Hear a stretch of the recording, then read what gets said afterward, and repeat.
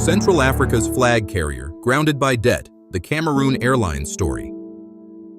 In the heart of Central Africa, where dense rainforests meet bustling cities and oil wealth mingles with economic uncertainty, a national airline once soared as a symbol of post-independence pride and connectivity. Cameroon Airlines, known locally as Khmer, carried the hopes of a nation on its wings for nearly 4 decades, connecting Douala and Yaoundé to 30 destinations across Africa, Europe, and beyond. But behind the gleaming aircraft and patriotic livery lay a story of chronic mismanagement, political interference, and mounting debt that would eventually ground this flag carrier forever. From its promising beginnings in 1971 as a successor to the colonial-era Union Aéro-Maritime de Transport to its final collapse in 2008 with debts exceeding $140 million, Cameroon Airlines became a cautionary tale of how even national carriers with government backing can spiral into bankruptcy when operational efficiency takes a back seat to political considerations. The story begins in the optimistic early years of Cameroon's independence, when the newly unified nation sought to establish its presence on the world stage through aviation. Founded in 1971 with significant government backing and initial partnership with Air France, Cameroon Airlines inherited routes and some aircraft from Union Aéro-Maritime de Transport, which had served the region during the colonial period. The airline's headquarters in Douala, Cameroon's economic capital and largest city, positioned it strategically to serve both the oil-rich coastal regions and the administrative center of Yaoundé.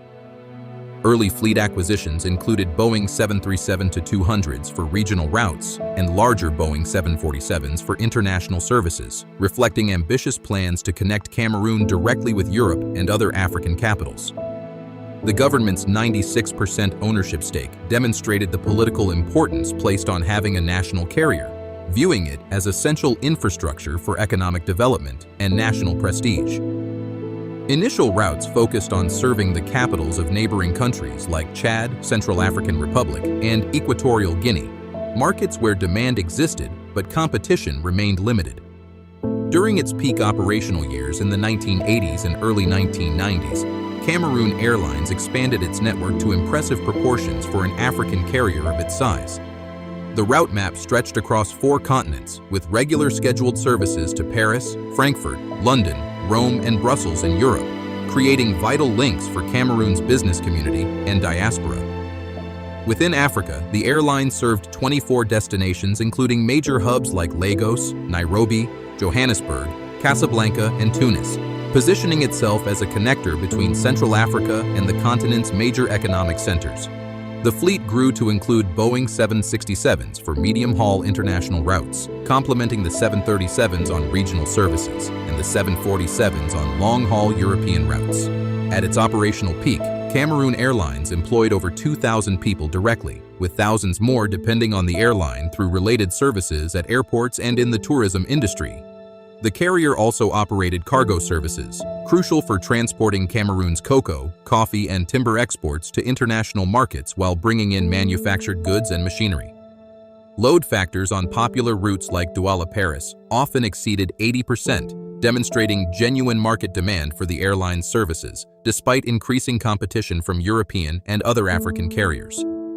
However, beneath the surface of this apparent success, fundamental problems were taking root that would prove impossible to overcome.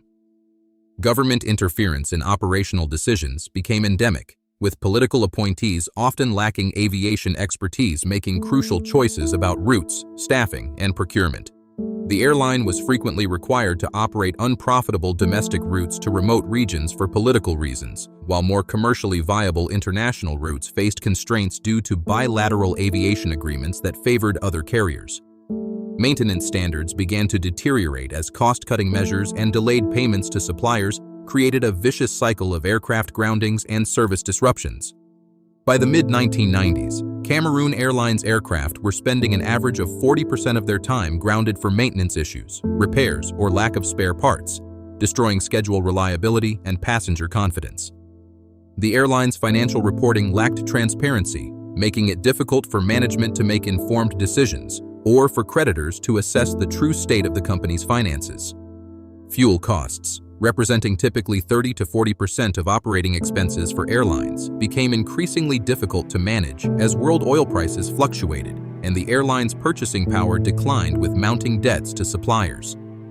The late 1990s marked the beginning of Cameroon Airlines' terminal decline as a series of incidents and financial crises accelerated the carrier's downward spiral.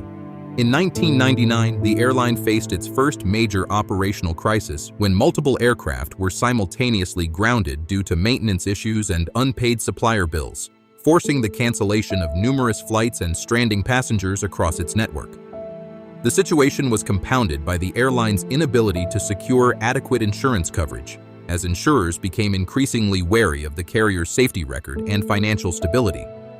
International leasing companies began repossessing aircraft due to unpaid lease payments, reducing the available fleet and creating a cascade effect where remaining aircraft faced higher utilization rates and accelerated wear.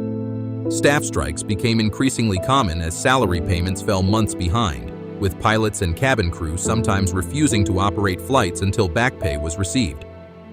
The airline's reputation in key markets like France and Germany suffered severely due to frequent schedule disruptions, leading travel agents to stop recommending Cameroon Airlines to customers and corporate clients to switch to more reliable competitors. Perhaps most damaging to long-term viability, the carrier began defaulting on fuel bills at international airports, leading to several embarrassing incidents where aircraft were detained until payments were made. International aviation authorities began taking notice of Cameroon Airlines' deteriorating safety standards and operational irregularities by the early 2000s. The European Union included the airline on its preliminary blacklist of carriers banned from European airspace in 2006, effectively cutting off access to its most profitable routes to Paris, Frankfurt, and other European destinations that generated the hard currency needed to pay international suppliers. This ban was particularly devastating because European routes typically provided the highest yields and carried the business travelers and cargo shipments that generated premium revenues. The International Civil Aviation Organization conducted several audits of Cameroon's aviation oversight capabilities, finding significant deficiencies in safety management and regulatory enforcement that reflected poorly on the national carrier. Aircraft leasing companies became increasingly reluctant to do business with Cameroon Airlines, demanding cash deposits and shorter lease terms that the airline could not afford.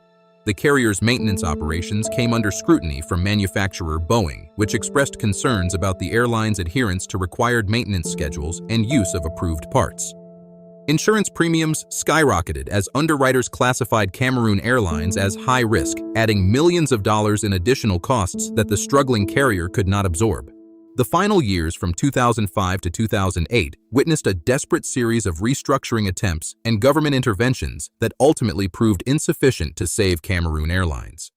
The government announced multiple recapitalization plans, promising to inject fresh funds and bring in strategic partners to modernize operations and restore financial stability. Air France was approached as a potential strategic partner given the historical ties and the importance of the Douala-Paris route, but negotiations stalled over disagreements about operational control and liability for existing debts. The airline's route network contracted dramatically as aircraft were grounded or repossessed, with international services reduced to just a handful of destinations by 2007. Domestic operations became increasingly sporadic, leaving many remote communities in Cameroon without reliable air service and forcing passengers to seek alternatives through neighboring countries.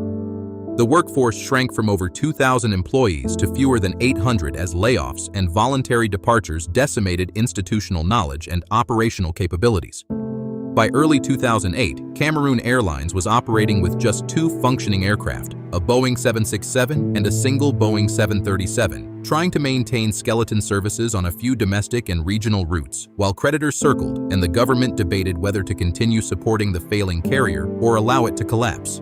The final chapter came in March 2008 when the government of Cameroon officially announced the suspension of all Cameroon Airlines operations and the initiation of liquidation proceedings. The accumulated debt had reached $143 million, spread across fuel suppliers, aircraft lessors, maintenance providers, airports, and unpaid employee salaries spanning several years. International creditors immediately moved to seize any remaining assets, including the few aircraft still under the airline's control and spare parts inventories stored at various maintenance facilities. The liquidation process revealed the shocking extent of financial mismanagement, with investigators finding evidence of fraudulent transactions, inflated supplier contracts, and mysterious payments to offshore accounts that could not be adequately explained. Thousands of passengers holding tickets for future travel found themselves stranded with no recourse for refunds, as the airline's assets were insufficient to cover even a fraction of outstanding liabilities. The closure left Cameroon without a national carrier for the first time since independence, forcing the government to rely on foreign airlines for international connectivity and creating a vacuum in the domestic aviation market. Former employees faced lengthy legal battles to recover unpaid wages and benefits, with many ultimately receiving only pennies on the dollar from the liquidation proceeds. The collapse of Cameroon Airlines sent shockwaves through Central Africa's aviation industry and prompted soul-searching about the viability of state-owned carriers in the region. The airline's failure eliminated crucial air links between Cameroon and smaller neighboring countries, forcing passengers to route through European hubs for journeys that had previously been direct, increasing travel times and costs for regional business and tourism. Cargo operations that had supported Cameroon's agricultural and timber exports were disrupted, requiring shippers to find alternative carriers often at higher rates and with less convenient schedules. The economic impact extended beyond aviation, as hotels, tour operators, and other tourism-related businesses lost a key partner in bringing visitors to Cameroon's national parks and cultural attractions. Regional competitors like Ethiopian Airlines and Kenya Airways quickly moved to capture abandoned routes, but many secondary destinations lost service entirely due to their limited commercial viability. The failure also highlighted broader issues with state-owned enterprises in Africa, where political interference and lack of commercial discipline had created similar problems across multiple industries and countries. In the aftermath of Cameroon Airlines' demise, the government made several attempts to establish a successor carrier, launching Cameroon Co. in 2011 with hopes of learning from past mistakes and creating a more commercially viable operation. However, the new airline struggled with many of the same fundamental challenges that had doomed its predecessor, including political interference, limited financial resources, and intense competition from established international carriers. The story of Cameroon Airlines remains a powerful reminder of how even airlines with significant natural advantages, including government backing, strategic geographic position, and substantial market demand, can fail when operational efficiency and financial discipline are sacrificed for political considerations. For aviation industry observers, the carrier's collapse illustrates the critical importance of professional management, transparent financial reporting, and the separation of commercial operations from political interference. The legacy of Cameroon Airlines lives on as both a cautionary tale and a symbol of unrealized potential, representing the dreams of a nation that sought to soar on the world stage, but ultimately found its wings clipped by the very forces that were meant to support its flight.